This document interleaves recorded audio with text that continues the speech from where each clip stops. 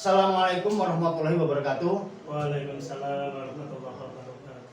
Bismillah, alhamdulillah, wala haula wala quwwata illa billah. Baik sahabat Kemenak yang ada di seluruh Kabupaten Banyuwangi, podcast kali ini kita kedatangan tamu. Beliau adalah Bapak Mustaqim Hakim, SHG MHI, salah satu kasih Bimas Kasih Wakaf dan Zakat atau disingkat Zawa. Beliau sebagai kasih juga sebagai calon doktor di Universitas Islam Kyai Siddiq Jember, Pak. Kemudian segera selesai, Pak, ya. Dokternya dan lancar. Beliau di samping sebagai Pak Kasih selalu mendampingi teman-teman yang ada di kecamatan-kecamatan dalam rangka proses produk halal, zakat maupun wakaf, Bapak, ya. Kemudian yang baik Bapak, sebenarnya selamat siang Bapak. Sehat Bapak, ya? Alhamdulillah, sehat selalu. Baik Bapak, kali ini kita akan bincang-bincang tentang sertifikat halal yang sekarang lagi gencar-gencarnya disosialisasikan oleh Kementerian Agama, yang sampai hari ini masih banyak masyarakat yang enggan mensertifikatkan produk-produk halalnya kepada Kementerian Agama, karena mereka selalu berpikir dulu ini masuk gak sertifikat ya wis halal gitu ya. Jadi kata-kata itu sering muncul di masyarakat. Maka dari itu isu penting apa yang kira-kira masyarakat bisa memahami dan bisa ada greget atau semangat dalam rangka mensertifikatkan produk-produk yang mereka produksi, sehingga nanti masyarakat tidak ragu untuk mengonsumsi bahan-bahan makanan tersebut. Baik Bapak, mohon pencerahannya terkait masalah isu-isu yang berkembang saat ini. Iya. Terima kasih Pak Andi. Assalamualaikum warahmatullahi wabarakatuh. Waalaikumsalam warahmatullahi wabarakatuh. Selamat siang dan salam sejahtera untuk keluarga besar Kementerian Agama dimanapun panjenengan bertugas. Terkait tentang masalah halal, ini memang menjadi isu sejak tahun 2017. Kemudian isu itu semakin luas di tahun 2019 dan sampai detik ini. Terkait dengan pelaku usaha yang merespon, menjawab bahwasanya produk yang dijual itu sudah halal, kawitan, ya, karena bahan dasarnya memang halal, itu perlu kita menyampaikan pencerahan terkait dengan salah satu regulasi, salah satu aturan hukum yang ada di Indonesia tadi. Jadi ada PMA nomor 20 di tahun 2021, ya. Mohon maaf, bukan PMA, Undang-Undang nomor 20 tahun 2021 tentang sertifikasi ya produk dari UMKM. Di pasal 2 disebutkan bahwasanya setiap produk yang dihasilkan oleh usaha UMKM, ya, setiap produk halal dari UMKM itu harus bersertifikat halal. Sehingga kemudian ini berlaku untuk semua pelaku usaha, terutama UMKM, bahwasanya di tahun 2024 ya, itu semua produk berupa makanan minuman yang halal itu harus ada sertifikat halal di tahun 2024. Karena itu ini harus disosialisasikan oleh para pendamping proses produk halal, ya, para pegiat-pegiat produk halal, untuk menyampaikan terkait dengan aturan ini, regulasi ini pada setiap pelaku usaha yang sampai detik ini belum mau atau berkenan proses sertifikat produk halal. Itu Pak. Terus baik Pak. Jadi kemudian ini Pak, kembali ke isu yang terjadi di masyarakat tadi, pada 2024 itu bahwasanya pemerintah memprogramkan bahwa semua produk makanan harus sudah bersertifikat halal. Nah kira-kira andaikan ini saya tergolong masyarakat yang bangkang lah. Andaikan ini, mulai saya punya produk, saya berkeyakinan itu bahan baku makanan saya itu semua halal sudah, misalkan.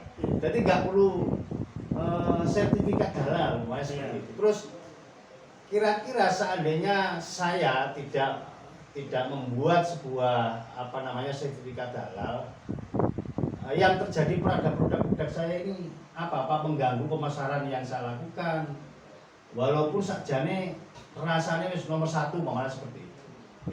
Sehingga terkendala di situ atau tidak masalahnya di yang ada di Indonesia, khususnya di Banyuwangi. Ini Pak Ali, jadi ini kan kaitannya regulasi aturan itu di Indonesia itu dibuat bukan untuk dilanggar. Iya. Jadi aturan itu dibuat untuk ditaati. Mengapa pemerintah itu? Kita tahu bersama bahwa pemerintah Republik Indonesia ini, ya, bangsa kita ini, negara kita ini bukan teokrasi, ya, bukan negara teokrasi, ya, bukan teokrasi. negara ketuhanan, bukan negara Islam, kan itu.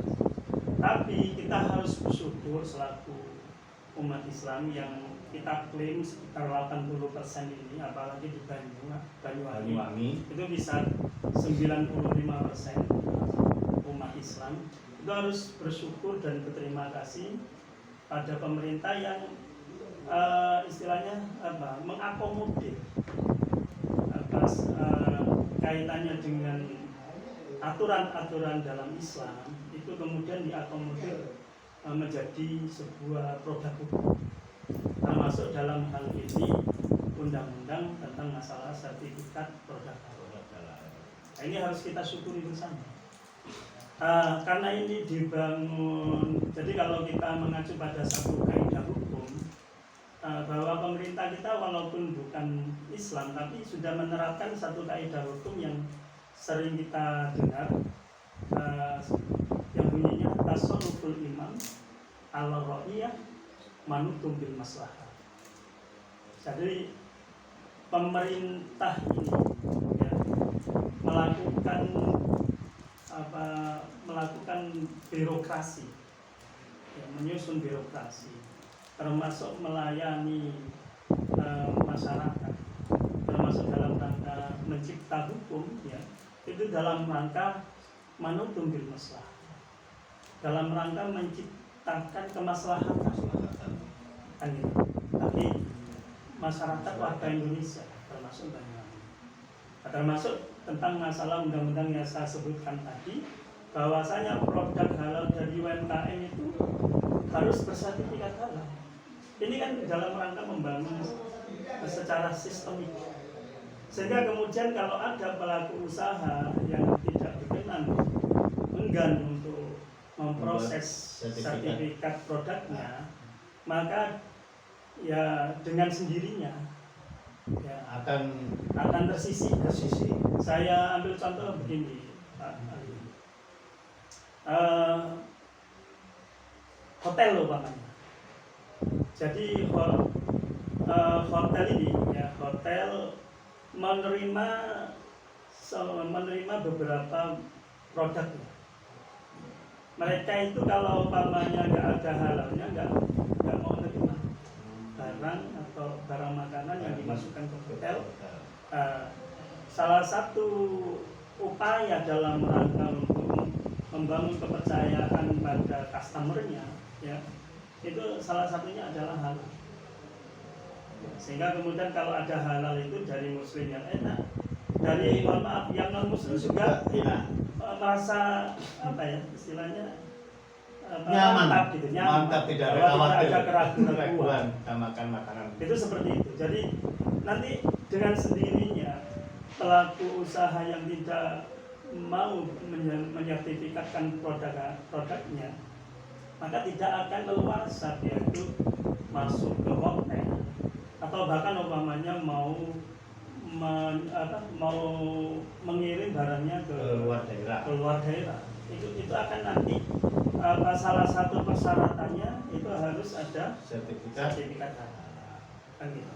Sehingga istilahnya pemerintah ini dalam rangka mencipta kemaslahatan bagi masyarakat, sehingga mari harapannya bagaimana pelaku usaha ini tidak a priori terhadap program pemerintah. Padahal sekarang di Banyuwangi sudah mulai berdiri hotel-hotel berbintang 5 yang tamunya itu tentu dari berbagai daerah di situ. Oke. Jadi jangankan itu Pak, kopi namanya. Kopi itu kan ya kita tahu semuanya lah, namanya kopi ya sudah halal. Mau yang dimakan luwak ditelekkan aja halal, apalagi yang tidak dimakan luwak. Ya, itu aja harus ada label halal. Sehingga kita sampaikan ke pelaku usaha di Silir Agung dari tahu tadi, tahu tempe, ya, tahu tempe sudah jelas. Tapi ya itu karena tuntutan dari negara, tuntutan dari masyarakat, bahwasanya jaminan membangun trust kepercayaan pada masyarakat itu salah satunya dibangun dengan sertifikasi halal. Itu. Berarti kedepannya nanti ketika saya tidak punya produk halal, misalkan saya punya sebuah perusahaan, sekarang kan musim perdagangan online. Kadang-kadang itu tadi sudah disinggung. Jadi kadang yang pesan dari luar daerah, bahkan luar provinsi dan sebagainya. Itu apa ya nanti suatu ketika mungkin di tahun 2024 tadi yang disampaikan, apakah akan dibongkar oleh bea cukai mungkin seperti itu, bahwa memastikan makanan yang dikirim di luar daerah ini betul-betul layak dikonsumsi dan halal. Karena ada begitu ya. Iya, karena kita itu satu negara ya. Tidak mungkin lah umpamanya undang-undang yang satu dengan yang lain itu bertolak belakang. Justru undang-undang satu dengan yang lain itu sifatnya sinergi, saling mendukung. Sehingga otomatis undang-undang tentang masalah sertifikasi produk halal itu akan juga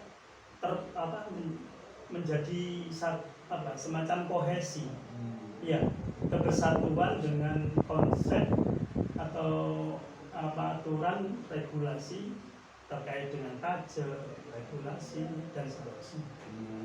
Itu makanya kan di Indonesia ini mungkin panjenengan pernah dengar Omnibus Law. Omnibus Law. Ya, jadi Omnibus Law itu yang menginginkan salah satunya yaitu jadi antar satu aturan dengan yang lainnya itu jangan kemudian malah justru bertabrakan. Tapi bagaimana menjadi satu kohesi, bisa bersinergi sama lain. Ya, saling mendukung program satu instansi dengan yang lainnya. Program yang diwujudkan yang menjadi tujuan undang-undang satu dengan undang-undang yang lain. Itu kalau umpamanya berbenturan berarti something wrong, ada sesuatu yang salah, yang nggak boleh ada istilahnya. Ada sesuatu yang istilahnya kok bertentangan, berarti harus segera ada upaya untuk mengganti, sehingga tercipta satu kohesi. Tadi itu 5 maslahatil kemaslahatan warga Indonesia spesial untuk Banyuwangi. Itu Pak. Berarti itu ya salah satu manfaat bagi masyarakat yang sudah mensertifikatkan halal semua produknya. Suatu ketika tidak menutup kemungkinan bahwa di daerah jenengan semua atau daerah kita menjadi kota besar, banyak pasar-pasar besar akan tumbuh di situ. Maka bagi produk atau usaha UMKM yang tidak punya produk halal, maka dia tidak bisa masuk ke dalam pasar-pasar tersebut. Sehingga pemasarannya muluk di lingkungan itu sendiri. Terus satu ketika apalagi gini Pak.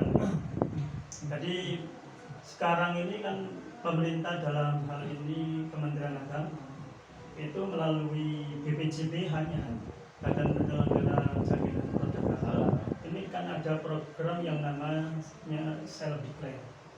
Jadi self declare itu bagaimana pelaku usaha itu memiliki inisiatif yang kuat mengurus produknya sendiri untuk bagaimana berlebih. Pengertiannya kan seperti itu. Sehingga kemudian program self declare ini gratis, tidak ada pembebanan biaya pada pelaku usaha. Jadi sekarang tergantung pelaku usaha. Ketika pemerintah ini sudah memberikan media yang luar biasa, dapat sertifikat dengan gratis, bahkan para pendamping kami, mohon maaf, bahwa kami selaku Satgas Halal ya di daerah Kabupaten Banyuwangi ini yang tercatat ini Pak Ali ada 104 pendamping proses produk halal. Ini sudah luar biasa. Kadang istilahnya beberapa kali mendatangi pelaku usaha secara proaktif dalam rangka biar pelaku usaha ini benar-benar memiliki sertifikat. Tidak usah bayar, mereka tidak perlu dibayar. Kadang itu merupakan ketakutan mau bikin biayanya besar dan sebagainya. Saya berharap juga para pendamping juga menyampaikan bahwasanya ini program gratis dari pemerintah, ya. Karena itu istilahnya jangan ada, insya Allah saya yakin para pendamping nggak akan menarik dari biaya karena memang ini gratis. Toh pendamping juga sudah diberi reward sama pemerintah itu 150.000 per pelaku usaha. Ya, per pelaku pemerintah usaha. Lah yang ya. Iya, pemerintah yang Kementerian Agama melalui BPJPH itu. Jadi umpamanya Ali punya usaha umpamanya ya, keripik pisang ya, atau punya produk kopi ya. Itu kalau umpamanya sudah di verbal kemudian dikirim ke Komisi Fatwa MUI kemudian keluar sertifikat, kembali layak berhak untuk mendapat 150.000 per proses. Per UMKM. Ya. Per produk per UMKM, per produk. Tapi nanti ada satu pelaku usaha itu umpamanya produknya banyak bisa memiliki 3 sertifikat. Oh, tidak harus berarti misalkan saja keripik pisang, keripik sawi. Itu kalau itu ada ketentuannya. Kalau umpamanya berbahan judulnya itu umpamanya sama bakery itu satu. Selain bakery umpamanya minuman itu ada satu lagi. Oh gitu Ya, jadi bisa saja yang sepanjang yang saya tahu dari pendamping itu melaporkan satu pelaku usaha bisa memiliki 3 sertifikat. Ada klasifikasinya itu ketika para pendamping melakukan verifikasi data. Itu Bang. Berarti misalkan kita punya produk ini macam-macam keripik, anggap aja keripik pisang, keripik telang, keripik pohon. Apakah dalam sertifikat itu kita spesifik menyebutkan keripik pisang halal atau ya. 3 produk itu bisa jadi satu? Tadi itu kalau umpamanya satu jenis umpamanya bakery roti itu berarti satu. Berarti penggorengan itu masuk kata ya, penggorengan jadi, itu berarti ya. Jadi ada ketentuan verbal itu yang kemudian bisa memungkinkan satu pelaku usaha itu memiliki 3 sertifikat. Kalau persoalan umpamanya mohon maaf karena setelah selesai menerima sertifikat pelaku usaha itu umpamanya biar pendamping ini miliki produknya, yaitu monggo. Kalau tidak diberi ya monggo. Karena istilahnya kita terus memberi pemahaman kepada pendamping kita, istilahnya dari 150.000 itu sudah dirasa cukup. Apalagi para pendamping saya yang super, yang luar biasa, sudah mampu dan berhasil memproses kemudian sampai keluar sertifikat, kemudian menyaksikan betapa bangganya pelaku usaha itu ketika mendapat sertifikat, itu sudah kepuasan sendiri ya, karena ya Allah saya sudah menjadi penghantar, menjadi mediator, sehingga Pak ini, Bu ini yang kemarin tidak punya sertifikat halal sekarang sudah punya. Melihat, menyaksikan dengan mata kepala sendiri betapa mereka sangat bahagia, karena khawatir kalau nggak segera dapat sertifikat ini nanti usahanya ada kendala, itu sudah luar biasa kebahagiaannya. Apalagi Pak Ali umpamanya selaku pendamping kemudian mendapatkan semacam gestur bahagia dari pelaku usaha 200 orang, 300 orang, itu luar biasa. Apalagi kemudian ditambahi dari reward pemerintah yang per verbal itu 150.000. Kalau seandainya 100 berapa Pak? Wah, ya banyak itu. Ya 15 juta. 15 juta. Berarti sudah ganti sepeda motor. Ganti sepeda motor. Bukan kalau ganti, nambah sepeda motor. Iya.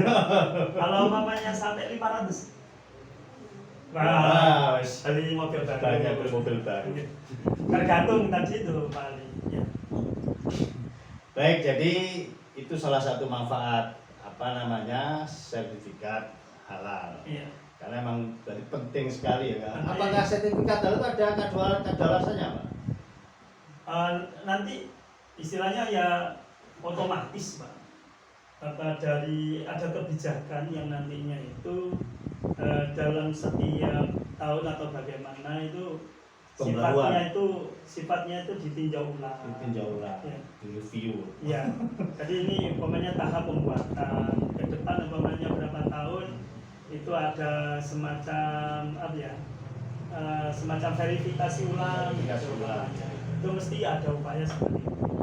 Dikhawatirkan pelaku usaha itu membuat dari bahan yang halal di awal-awal, mungkin di perkembangan selanjutnya karena banyak hal kemudian nyerempet pakai bahan-bahan yang haram, sehingga itu diperlukan, istilahnya ini memang pekerjaan yang berkelanjutan.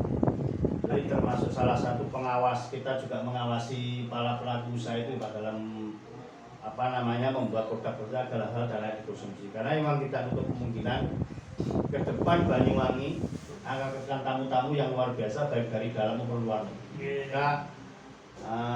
Toh sekarang itu juga banyak kasus makan-makanan yang beracun di jajanan anak-anak seperti itu. Iya. Salah satunya itu. Iya. Sehingga berarti pelaku usaha yang sudah terbuka hatinya membuat produk izin produk halal, maka dia juga menjaga dan mengamankan anak bangsa dari hal-hal yang makanan yang kadaluarsa dan sebagainya, sehingga semua makanan yang diproduksi oleh pelaku usaha itu dan layak dan siap untuk dikonsumsi dan juga halal.